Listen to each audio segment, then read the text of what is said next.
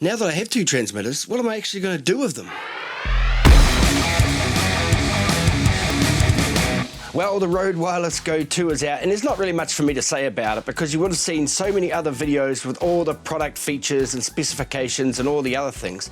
But for me, one of the most coolest things about the RØDE Wireless Go II is it now comes with two transmitters to the one receiver, and then it runs the signals either merged or split into your camera, and you can pull them out on the left and right channel and adjust them in post. It gives you the opportunity to record two different audio sources during the one video clip. Not only that, even better, something that blows that right out of the water, is that now the transmitters have got onboard memory, and you can record up to 7 hours of broadcast quality uncompressed audio onto the transmitters themselves. You don't even have to have the receiver on, and then you can download it to your computer and sync it all up in post. Happy days. The only thing I've really been doing so far while you're listening is here I have the RØDE Wireless Go I transmitter, and I also have the RØDE Wireless Go II transmitters, and so I'll just swap between them so you can see if there's been any enhancements in terms of the audio quality. Look, I don't believe there will be, but it will come as no surprise to you that the audio is just as good, if not marginally better.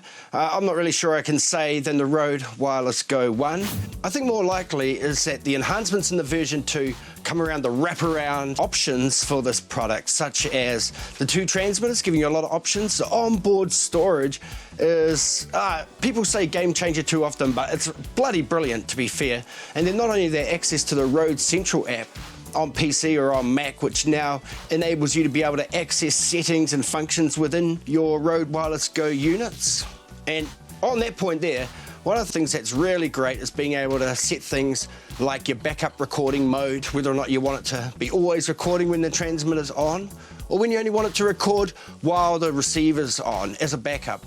And there are other options like dimming the LEDs, and you can set what sort of quality you want your backup file to be recorded as. I've got it set as broadcast quality because 7 hours is a long time, and I do like the fact that it overwrites from the oldest file. So essentially you can use it as a backup, but also forget about it and just continue using the device without having that load of having to like dump cards and reach, all that sort of thing annoys me.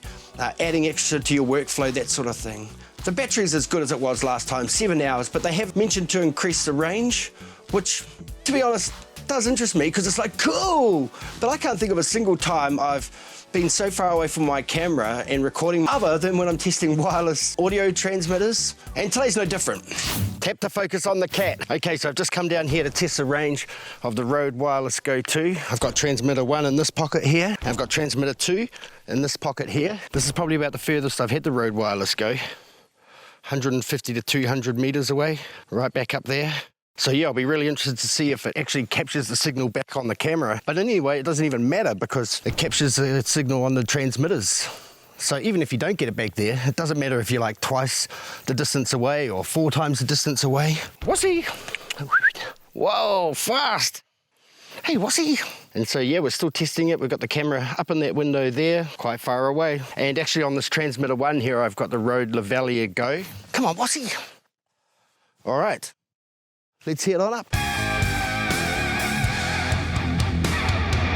Okay, well that was the range test, but I mean, there are so many great enhancements on this product to make it even better than the first one, to make it more worthwhile to get it. Even if you can't answer the question, like me, right at the outset, what am I even going to use two transmitters for? As a fact though, I do actually have the answer for myself because I have done like wedding videos or event videos. There might be different people speaking and I need to make sure I get good audio. Two transmitters is going to be awesome in those situations. And I've got the convenience factor of being able to capture it all on the audio file on the camera. And you might ask yourself, why does it even bother with the camera at that point? Why not just record it onto the transmitters and sync it up in post? Well, that is the convenience factor of being able to record it onto the same file as where your video is. It does make it easier to work with overall, but not only that, it's just another backup. If you've got two transmitters and you've got the file on your camera as well, then you've got plenty of options, plenty of backups. Oh, before I go, I did make a video about the trickle charging in the RØDE Wireless Go I, and the fact it's really hard to work out how much battery life your RØDE Wireless Go had. But now with the RØDE Wireless Go II, and especially RØDE Central, you can actually plug in your transmitter or your receiver and see the battery level right there, so you know exactly what the status of the unit is before you use it, if that's going to be essential for you. I don't even know when the light died back there. I was just getting so wrapped up in the RØDE Wireless Go II. Thanks a lot for watching. Have an awesome week, and we'll catch you next time. Bye.